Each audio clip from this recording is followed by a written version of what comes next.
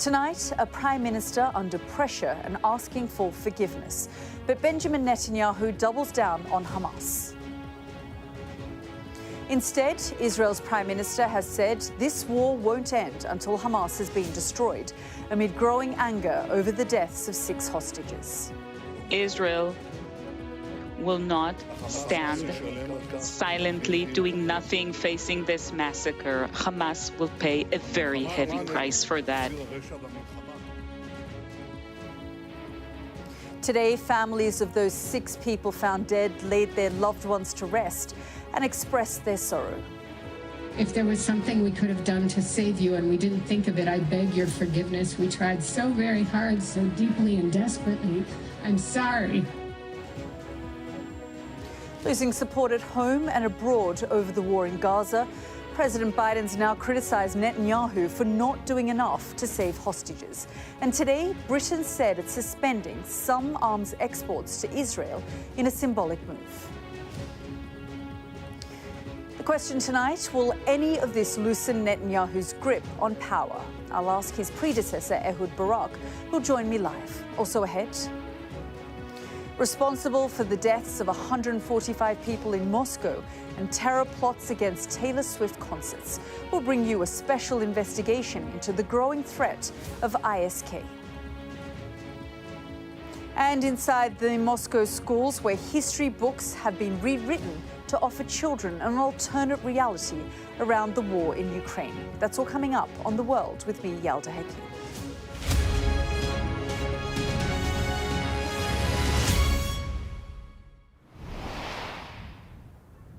Hello and welcome to this special edition of The World with me, Yalda Hakim, and we're live here in Jerusalem. Tonight, Israel is a nation in turmoil. We heard earlier from the Israeli Prime Minister Benjamin Netanyahu, who asked for forgiveness. He pleaded with this nation and said that he regretted not getting those 6 hostages who were found dead in Gaza over the weekend back home alive. The funeral of 2 of those hostages was held today. But this evening, we're seeing mass protests across this nation.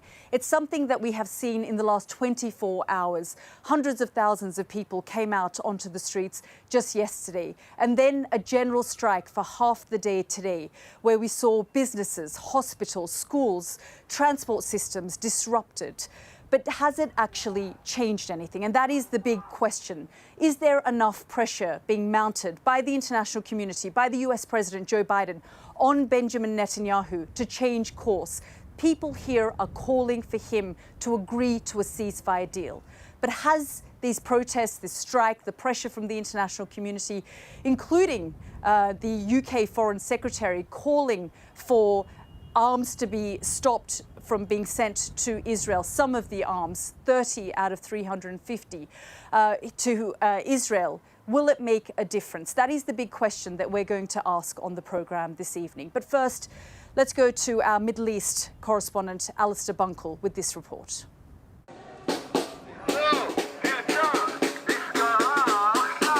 In Tel Aviv, the day started in the way it finished the night before. Protesters shouting for a hostage deal and the resignation of Benjamin Netanyahu. The country's largest public sector union had called a rare general strike to bring the country to a halt. If the general strike doesn't persuade the government to do a deal, then what? Then what? Then there is going to be a civil revolution, like the Bastille. As serious as that? Yes. We will not stop until they're all back home. We will not stop. And what if this isn't enough to change their mind? What then? We will do everything we can to get them back home. There was the occasional moment of tension. We watched as a woman was bundled into a police van, briefly breaking free, her face full of anger.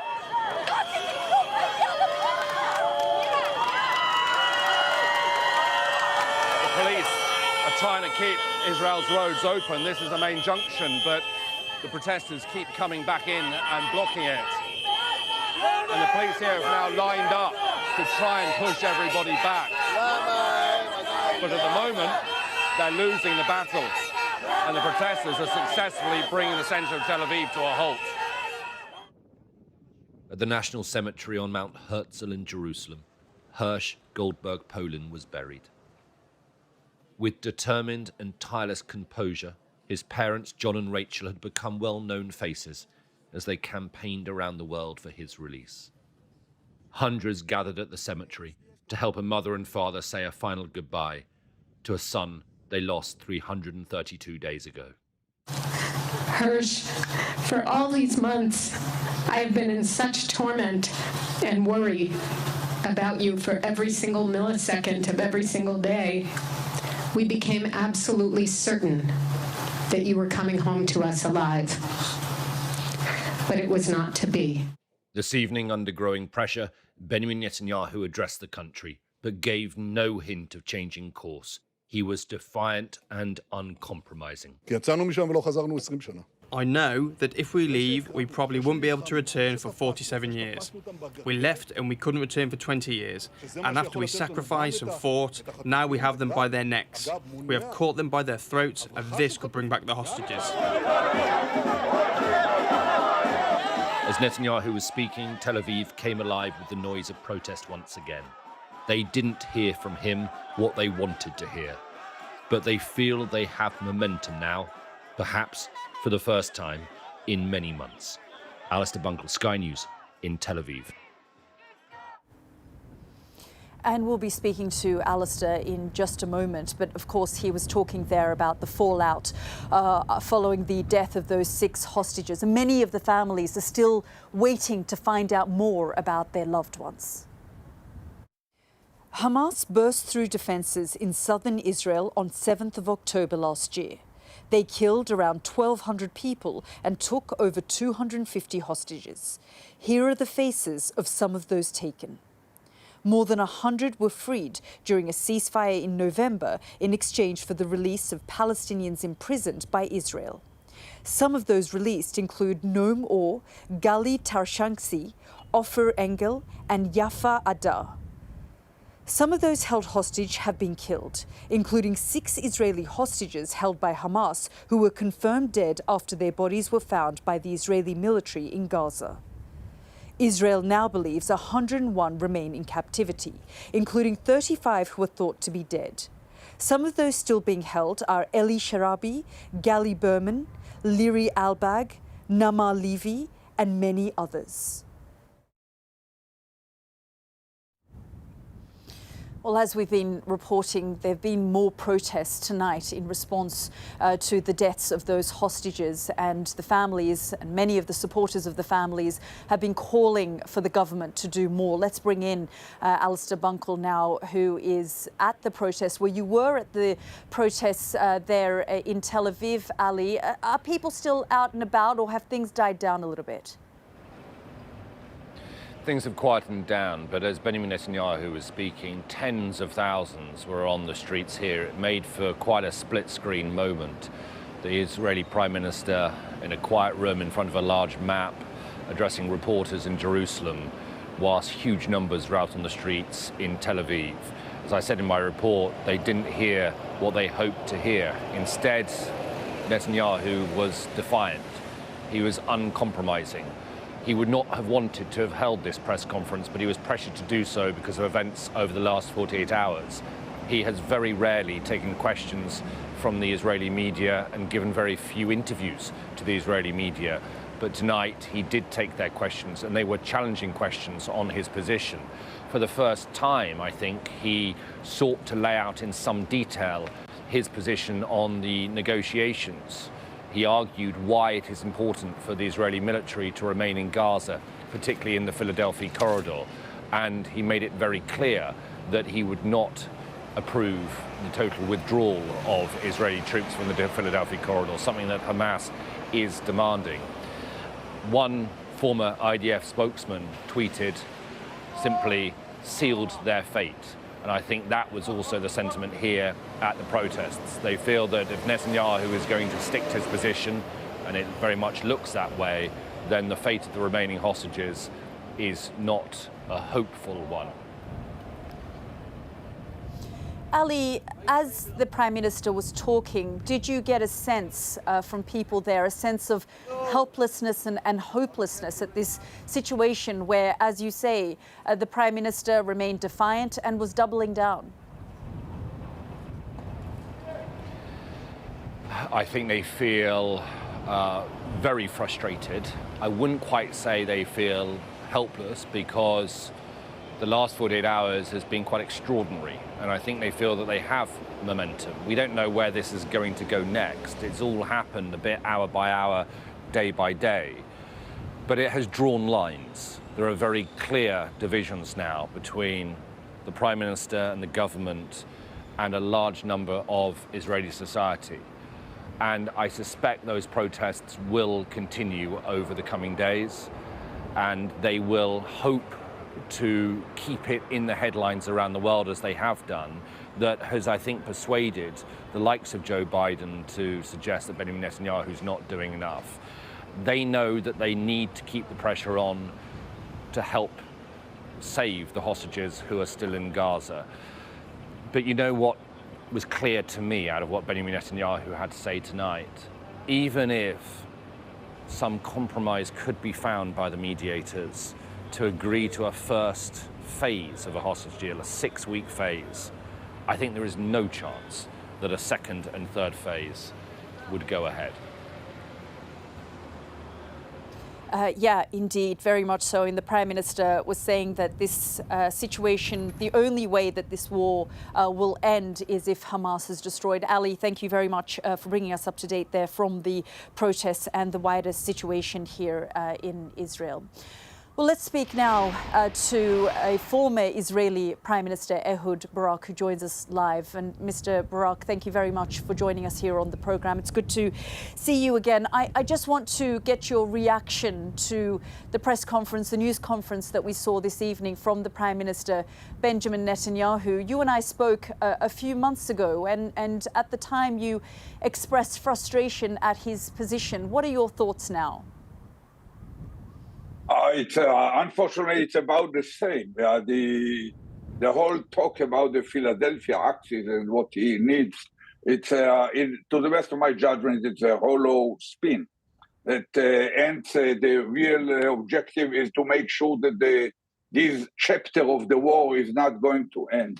For different reasons, political and others, he needs it, and for totally different reasons, Sinwar also needs it. So basically, it's what he argues is not even correct. You know, we were on the Philadelphia axis for 40 years, and we decided to go even when we were there. There was some kind of movements of infiltration of weapons.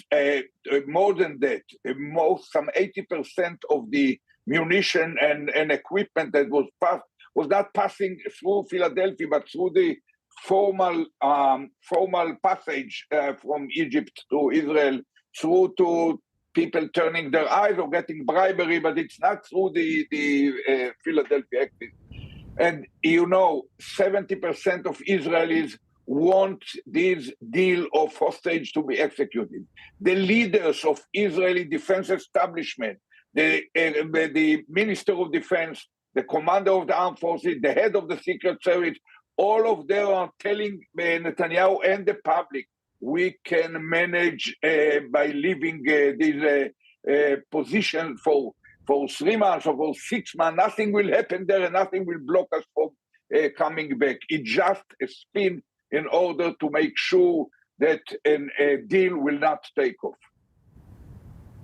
Prime Minister, what do you think will happen now then? We've got Benjamin Netanyahu digging his heels in and saying he's not going to change his position. And as you say, he mentioned the Philadelphia corridor, and you know that then puts at risk this entire ceasefire deal.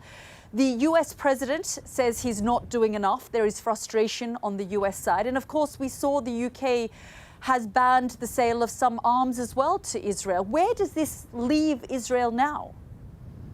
You know, it's very hard to predict. There is a huge demonstrations in Israel.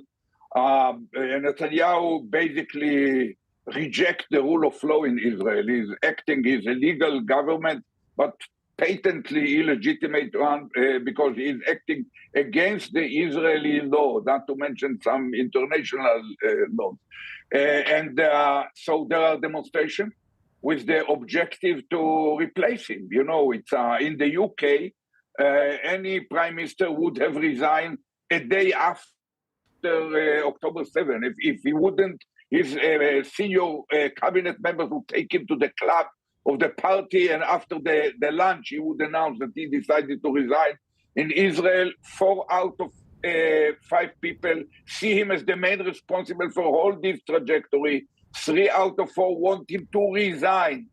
And he sticks to power. There are no British tradition. But Prime Minister, it doesn't feel like he is feeling the pressure. If he was feeling the pressure, perhaps his tone and his position would have been very different this evening. I didn't argue that it will be easy. I am quite confident in the end he will fall. The real question is how long it will take and what extra damage Israel will have to pay and how long it will take us. It already might take us years to correct the damage that he caused to the strategic positioning of Israel. But you know, we have a great demand from our opposition to be more active. And we are not in a position to dictate to the world what to do about it. But it's clear that the world doesn't like what he's doing as well. So just going forward then, you know, what do you think? I mean, I know I've spoken about Israel's position going forward from this position, but ultimately, do you think then it's a matter of months before Benjamin Netanyahu finds himself in an untenable position? These protesters now feel like they have momentum, that momentum is building on their side. They've called for more protests, continued protests, until the hostages are brought home. I cannot tell you how long it will happen. And probably the protest will continue for several months, probably half a year. Probably he will maneuver successfully. I cannot tell you the price of the war is heavy on Israel. It's heavy on the other side, and I don't want to misread me. The real responsibility for those all atrocities are the Hamas, and to the damage in the north is the Hezbollah, and Iran is behind them.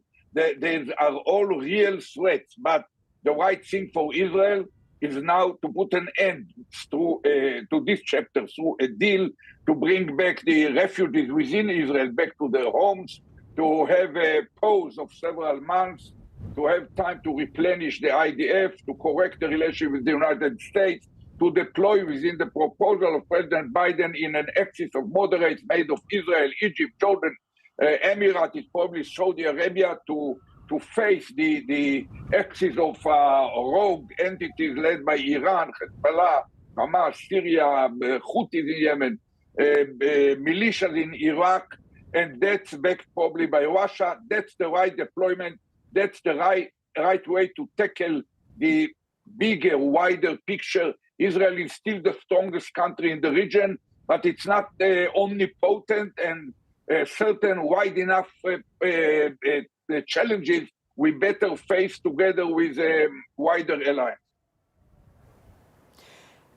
Prime Minister, it's always good to hear your thoughts. Thank you very much for joining us here on the programme. Thank you. Well, you're listening there to former Israeli Prime Minister Ehud Barak there, and he spoke about the price being paid on both Israel's side, and he talked about the other side, meaning the Palestinians, especially Palestinians in Gaza. So, as we've heard, Benjamin Netanyahu doubling down there and vowing to end Hamas's rule in Gaza. But what does that mean for the people of Gaza? Well, let's look at the current situation in Gaza. The Hamas-run Gaza Health Ministry says that more than 40,786 people have been killed since the start of the conflict on October the 7th. On top of that, 94,224 people have been injured.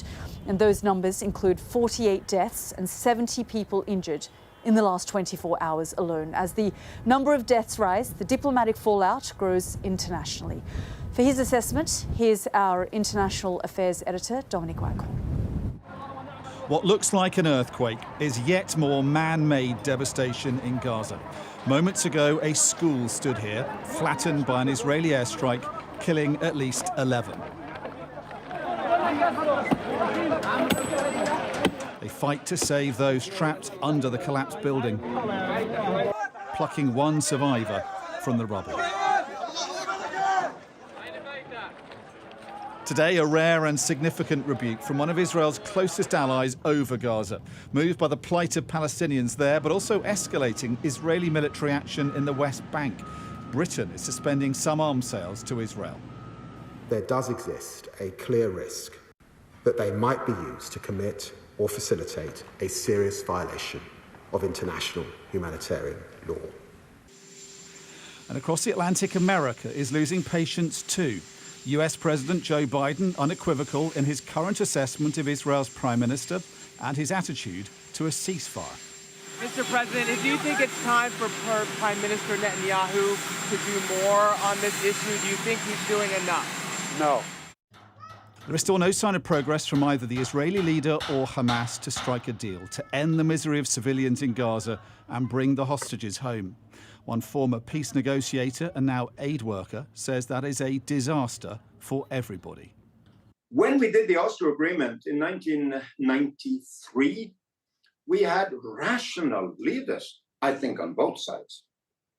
There is no rationality in the Israeli leadership, and there is no rationality now in the Palestinian militant leadership. And that is such a catastrophe for the civilian population. Frustration amongst Israel's allies is undoubtedly mounting and now having consequences, but there is little sign of progress towards a ceasefire or an end to the suffering. Dominic Waghorn, Sky News. Well, as we've been saying, there's mounting pressure on Benjamin Netanyahu from the international community to reach a ceasefire deal. Today, we heard from President Joe Biden, who was asked by reporters whether Benjamin Netanyahu is doing enough, and he simply said no. Well, let's get more analysis now from our James Matthews, who joins me live now from Washington. And James, over the course of the last 9 or 10 months, we've been given a window into the complex relationship between Joe Biden and Benjamin Netanyahu. The two men have known each other for decades. And, you know, we've heard behind closed doors that of the frustration of Joe Biden, that he doesn't appreciate or like Benjamin Netanyahu. But it's these moments, isn't it, that we really get a sense of just how the US is feeling about the inaction coming from the Israeli Prime Minister. Hi, Yalda. Yeah, you're right. It's these moments when relationships, trust, the elements that interact between these two individuals matter. Complex is one word for their relationship. Fractious would be another over the course of the past several months. Biden not happy at all with Netanyahu, the way he has prosecuted this conflict and the way that the Americans would have it. He has stood in the way for key issues like humanitarian aid to Palestinians and so on. Biden this afternoon is out on the stump. He's at a rally with Kamala Harris, so domestic duties take the precedence this afternoon. This morning, it was all about the White House and the Situation Room. President and Vice President were there in the room, present to be briefed by their hostage negotiating team. Biden tweeted a picture of that meeting, and he said this on X. Today, VP and I met in the Situation Room with the US hostage deal negotiation team following the murder of Hersh Goldberg-Polin and 5 other hostages by Hamas. We are devastated and outraged, he wrote. Make no mistake, Hamas leaders will pay for these crimes. We also discussed next steps in the ongoing effort to secure the release of hostages and bring them home. Biden went into that meeting, Yalda, saying a couple of things of significance. He criticised Benjamin Netanyahu, not for the first time, saying that he wasn't doing enough on the issue. That's been the US view for some considerable time, that the Israeli Prime Minister doesn't hold freeing the hostages as a high enough priority. Biden also said, interestingly, they were close to presenting a final take-it-or-leave-it deal to both sides. When he was asked what made him think that would be successful in a way that other deals had not been, his answer was, hope springs eternal. I do wonder where hope stands after Netanyahu's robust news conference. The Americans will be trying to assess where compromise might lie. The context has changed clearly. The political vulnerability around Netanyahu, that's all part of a different dynamic right now. The question is, how might that impact on breaking the deadlock? US officials are talking about the coming days as being critical. The challenge will be in influencing Netanyahu to engage in a way that he hasn't yet, in a way that makes him comfortable, principally, and doesn't seem to be a handbrake turn, something that he can sell, and something with which he doesn't lose face, bearing in mind his stance so far and bearing in mind the resistance to any compromise within his government, a prevailing view there being that to compromise is to reward terror. James, thank you as always. We appreciate your analysis. Thank you so much. Well, you were listening there to James Matthews and our correspondent Alistair Bunkle, who has been in Tel Aviv following the demonstrations in the last 24 hours or so. The anger, the grief that people had in this nation over the weekend following the death of those 6 hostages in Gaza. They were found in tunnels, killed by Hamas, according to the Israeli military. Their funeral, the funeral of 2 of those hostages, held today. And yet, despite that grief shifting to anger here and people demanding, pointing the finger of blame on their prime minister, saying you did not do enough to bring these hostages home alive. And for the prime minister to hold a press conference, a very rare press conference, we've seldom heard him address this nation in all of the difficult moments that it has had in the course of the last 10 months. He spoke and he asked for forgiveness initially from this country, but then he went on to double down on Hamas and said that this conflict would not end and it wouldn't come to an end until Hamas was destroyed. That is not the kind of language that the United States, Egypt, Qatar are looking for when they want a ceasefire deal to be negotiated and for the 2 sides to come to the table to bring the hostages, remaining hostages, alive. And Israel says there are about 101 hostages alive. And we read those numbers and those figures, those devastating figures coming out of Gaza, with tens of thousands of people killed and almost 100,000 dead or injured in Gaza. So the situation here remains tense as it has done so in the last 10 months. We'll be back after the break. Lots more coming up, including a special report that we have. Exclusive Sky News data reveals how the Afghan branch of the so-called Islamic State has increased in strength and influence. Stay with us for the rest of the day's news coming up in the next few minutes.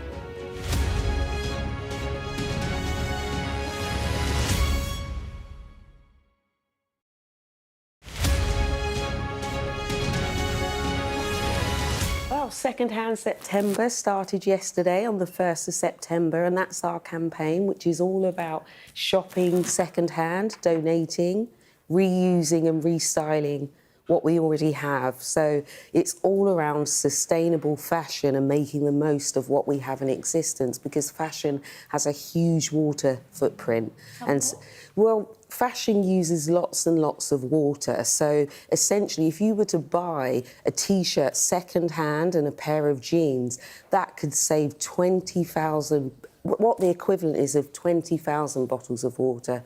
So shopping second-hand is a really empowering individual choice that we can all make to circumvent the effect of buying fashion. And you can get some absolute gems as well, can't you? We can, yes. These are some recent finds, including my outfit today. Oh, amazing. So we've got some lovely linen trousers. Oh, those are cool. So how much would you pay for something like this in store? Well, I'm wearing a pair of designer trousers quite similar to this, and I found them recently for $9.99. So you can go online, Oxfam online, and you can order some more pieces here. You can order donation bags. So we're grateful for all of our donations, which we get from the public. So around 90% of everything in store is donations and second-hand. This is a really classic cut, and I was very lucky to find it, so it would suit anyone. anyone. Okay, so what do people do? You said that you've got bags that they can use to donate, but also we have over 500 Oxfam shops across the UK. We have Oxfam online if people are looking to purchase any second-hand. We have a range of goods of treasure, all price points for all people, so you can find things from 99pk.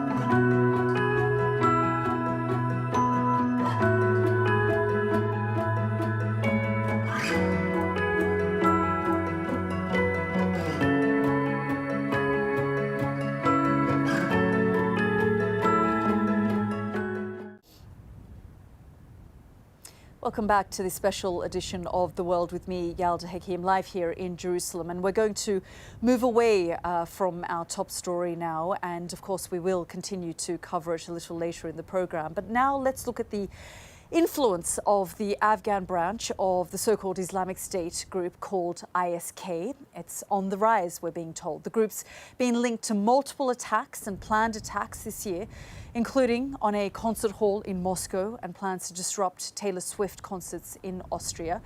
Our data and forensics team has now uncovered the number of arrests and foiled plots linked to the group.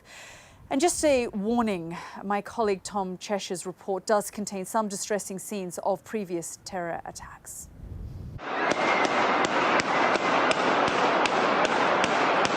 When terrorists rampaged through a music venue in the outskirts of Moscow in March, it felt like the group they belonged to, ISK, was announcing its presence to the world. The Afghan offshoot of Islamic State had been steadily building its capability and ambition over recent years, as Sky News analysis reveals. Europe is in their sights. As a result, security was heavy ahead of the Olympics, with soldiers even training in close combat. And there was a strong presence on the ground for those games and now for the Paralympics. That's because of specific threats from ISK, like this one for the Olympics, posted online. And it's not an isolated threat either. The group has been putting out more and more propaganda like this, featuring a bloodied axe. We've blurred some of the details here, along with calls to action across Europe. This one references a terror attack in Moscow. It is a propaganda surge that accompanies a growing security menace to the West, as the group plans attacks and reaches for an audience far beyond the borders of Afghanistan. Sky News has analysed new data from the Centre for Information Resilience that shows a sharp rise in propaganda. The group has been disseminating media in an increasing number of languages.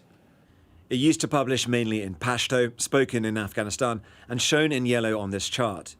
But more recent publications have been in multiple languages, including English and Arabic. That has mirrored an increasingly long reach in terms of its terror attacks. Whereas Afghanistan was once the focus, it has decreased over time. And since 2022, more attacks have been globally targeted, with 2 attacks in Europe and 16 arrests of ISK members and sympathizers. And the terror group has even been experimenting with videos generated by artificial intelligence to spread its hate message in new ways. ISK operatives were behind a plot to attack a Taylor Swift concert in Vienna, one that was thankfully thwarted, but led to a UN official calling the group the greatest external terrorist threat to Europe. If they were successful in attacking that concert, similar to the way the Ariana Grande Manchester bombing took place, ISIS would have enjoyed weeks, if not months, of unfettered propaganda, fanboys online kind of cheerleading, that kind of stuff, which helps buoy the group and give them momentum. Hence the heavy security in Paris. In its propaganda and in its plots, ISK is showing increasing ambition and capability. Tom Cheshire, Sky News. Well, joining me now to discuss this is Michael Allen, former Senior Director at the National Security Council. Mr. Allen, thank you very much for joining us here on the programme. Just your views on these concerns around the rise of ISK, and obviously it's the Afghan branch that we're talking about. How much has the fall of Afghanistan back in the hands of the Taliban, who clearly don't have a grip on the situation in the country, contributed to what we're seeing today? I think there's a direct relationship between the lack of a U.S. presence or international presence in Afghanistan and the rise of ISIS-K.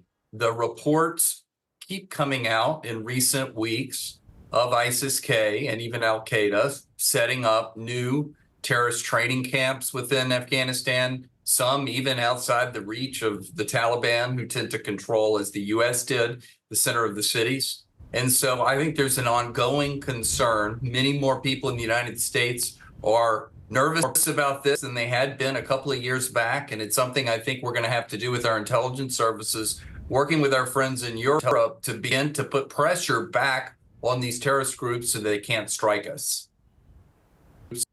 How do you put that pressure on them? I mean, I remember President Biden at the time talked about over-the-horizon attacks, but if you're not there, you're not monitoring the situation, major bases were given up to the Taliban, and generals and the intelligence community in the United States warned that this would happen. How do you then put pressure on these groups when you couldn't do it while you were in the country? How are you possibly able to do it when you're out? Well, I think you're right. I think that we have hamstrung ourselves and our ability to find out what is happening within Afghanistan down to time, place, manner, actual methods of terrorism. It's great that we may have an over-the-horizon capability, but it's only as good as the intelligence that feeds into that system so that we know where to point the drone and the rest. And for us not to have any presence whatsoever, not even in an embassy in that particular region of the world, I think sets us back dramatically. People have begun to warn against this, and just as the United States and our allies want to pivot more to Asia, we're going to have to continue to look back on the terrorist threat, the rise of ungoverned spaces across the world, and see what might arise from those places. Mr. Allen, you know, in the past, when ISIS-K has tried to recruit people, or other terror organizations like al-Qaeda have attempted to recruit people and radicalize them online, they've often used images coming out of this region. I'm currently in Jerusalem, and I'm thinking about the images that are currently coming out of Gaza, and the fact that those images will be used by these terrorist organizations to recruit more young people and radicalize people across the globe. I think you're exactly right. I think that, as others have described it, is a generational struggle that we'll have to pay the dues on. We have to continue to try and figure out how people are getting radicalized, and most importantly, how we seal up our borders, again, with good intelligence. If we have the basics down, we still won't be able to prevent some people from getting through without being able to work with our partners in the region or with our European fellow intelligence services to ensure that we're collecting, and of course trading the best information with each other, so that we all might be able to build a fence, if you will, some sort of barrier that they will not be able to get through. So it's a very, very big, challenging problem, and we're going to have to double down just when we thought we could look elsewhere and think about what does the conflagration in the Middle East mean for Middle Eastern terrorism coming westward, if you will, in the future.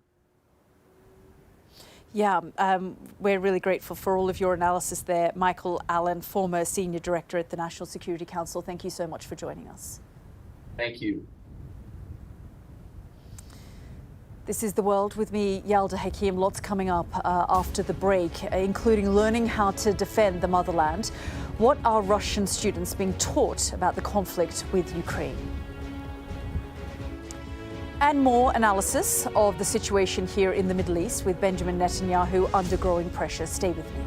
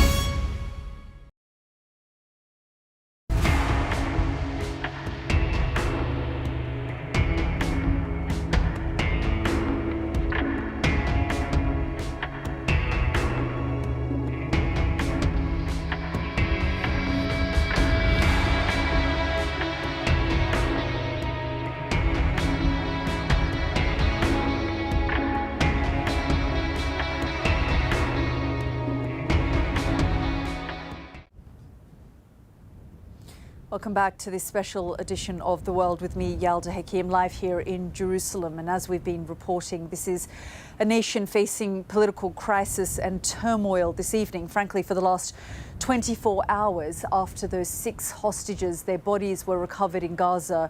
2 of the hostages had their funerals and their families mourned them today. And we, of course, heard from the Israeli Prime Minister Benjamin Netanyahu, who asked for forgiveness from this nation for not being able to bring them back alive, but also doubled down on Hamas and said that this war would not end until Hamas was destroyed. We've been speaking to our correspondents from around the globe, but let's bring in our Middle East correspondent, Alistair Bunkle, who has been following developments from Tel Aviv at those protests and demonstrations, as well as the general strike that we saw across this nation earlier today. Ali, thank you so much for joining us here again. So the protesters say that the momentum is building. They did see tens of thousands of people out on the streets yesterday, and of course, thousands on the streets today. We saw that half-day general strike, which brought businesses and transport, hospitals and schools to a standstill. But the big question is Benjamin Netanyahu listening? And I guess what is likely to happen next? I think Netanyahu is listening. Or at the very least, I mean, he is certainly aware of the strength of feeling. If he wasn't, I do not think he would have given that press conference tonight. But if he is listening, then he's in no mood, though, to compromise. And that was pretty clear out of the press conference. He has a position, he is sticking to it, and he's sticking to it because he believes it is in the best interests of Israel now and Israel's future. And the real sticking point is the ongoing presence of Israeli forces in Gaza. That is the main difference between Israel and Hamas when it comes to the negotiations. Now, particularly what has been referred to many times, and that is the Philadelphia corridor. And the Philadelphia corridor, and we've got a map here to sort of help explain it and to visualize it. The Philadelphia corridor is about 9 miles long. It's the strip of land between southern Gaza and Egypt, the Sinai Desert. Now, for years and years, Hamas had multiple tunnels that went underneath that border, and they used those tunnels very profitably to smuggle lots of things in, I mean, everyday goods, but also weapons as well. And they used it to arm themselves and build a pretty vast arsenal that they then deployed on Israel on October the 7th. So Netanyahu is saying, in order to prevent Hamas from rearming itself, or perhaps smuggling the hostages out of Gaza during a pause in fighting, he is insisting Israeli forces remain there, which, you know, on the face of it, for a lot of people, is a reasonable demand. Except that his defense minister and senior security officials have all said that, in their opinion, it is possible for Israel to either partially withdraw or even perhaps fully withdraw from this Philadelphia corridor during a 6-week phase. That'd be the length of the first phase of any hostage deal. And they believe they can do it and still keep security along that border by using things like sensors, for example, presumably overhead surveillance, that kind of thing. So Netanyahu appears to be dismissing the advice and the guidance of his senior security officials. And that is feeding into the anger that we're seeing on the streets of Israel. Anger because people just don't understand that if the defense minister, if the heads of the intelligence agencies, if senior IDF forces are saying, look, we can do it, we can withdraw from the Philadelphia corridor, and then we can return to it once a ceasefire is over, then they don't understand why the Prime Minister doesn't go along with that advice.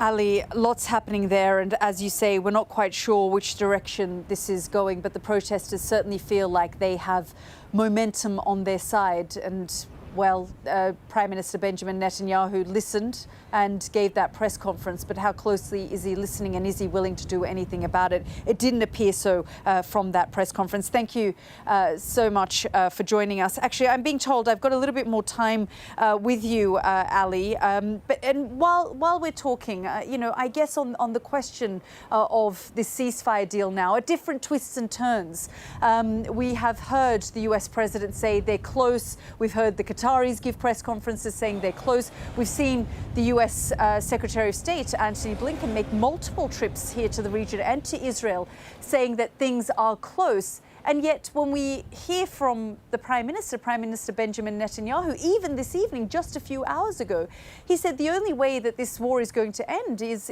those people that he is having those negotiations with Hamas. He's not going to end this conflict until they are destroyed. Yeah, I think the divisions between the two sides in certain areas of the mediation have been getting closer, or they've managed to close some of the gaps, and that has given the mediators a bit of optimism. I would say, though, when we hear from the US that there is potential for a ceasefire deal, you've got to remember that for Joe Biden, he wants to secure a ceasefire for his own legacy. He also wants to secure a ceasefire to take it off as the table for Kamala Harris and her campaign, so it's no longer an electoral issue. But behind the scenes, privately, when we talk to mediators, they're pretty fed up. They're frustrated that there has been no progress. They're frustrated with both sides, but they're definitely frustrated with the Israelis. The Americans are frustrated with their own ally. And I don't think anything they would have heard from Benjamin Netanyahu's press conference tonight will give them reason to hope that things might change anytime soon. Ali, as always, thank you there for all of your analysis this evening. Now we're going to shift our attention away again to other news. And children across Russia returned to school today, and for many pupils there was a new history book for them on their desks. The Basics of Defending the Motherland is what the book was called, and it is an alternate reality for pupils learning about the war in Ukraine. Observers say Russia could be attempting to rewrite history. Here's our Moscow correspondent, Ivor Bennett. To mark the new school year in Russia, children bring flowers for their teachers, and this year they're getting something in return. It's a new subject on the security and defence of the motherland. They'll learn about combat drones, army rules, and some how to handle a Kalashnikov.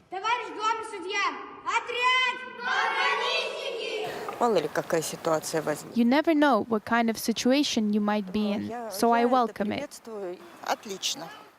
It's great. Without basic military education, our children are not our children. This breeds patriotism. In the Republic of Tuva, a lesson from Russia's leader called Conversations About Important Things.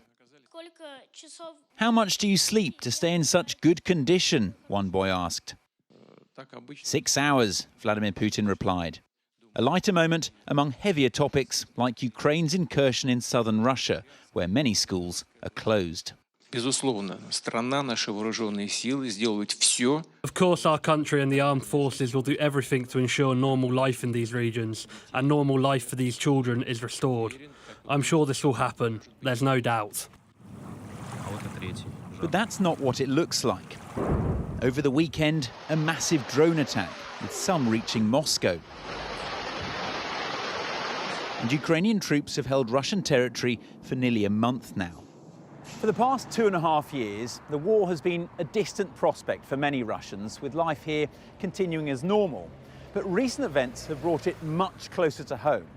The Kremlin, though, continues to downplay the threat. It doesn't want the public to panic. And it continues to put forward its own version of events, both present and past. That includes rewriting history textbooks, which claim Russia didn't start the war. Why is there a need for new history books? History doesn't change, does it? Well, yes, history doesn't change, but we need the truth. And we need history to be science, not to be ideology or propaganda. Why then, during the chapter on the special military operation, is there no mention of the fact that Russia fired the first shot, that Russia invaded its neighbour? That's rewriting history, isn't it? Now read it carefully and you'll understand. Read it, okay? For those who do, it's the latest glimpse into the Kremlin's alternate reality. And of course, Ivor Bennett joins me now. Ivor, fascinating report there on how they're reshaping and rewriting history there in Russia. But I'm curious to know, how is it being reported currently, this incursion by the Ukrainian forces deep into Russian territory now?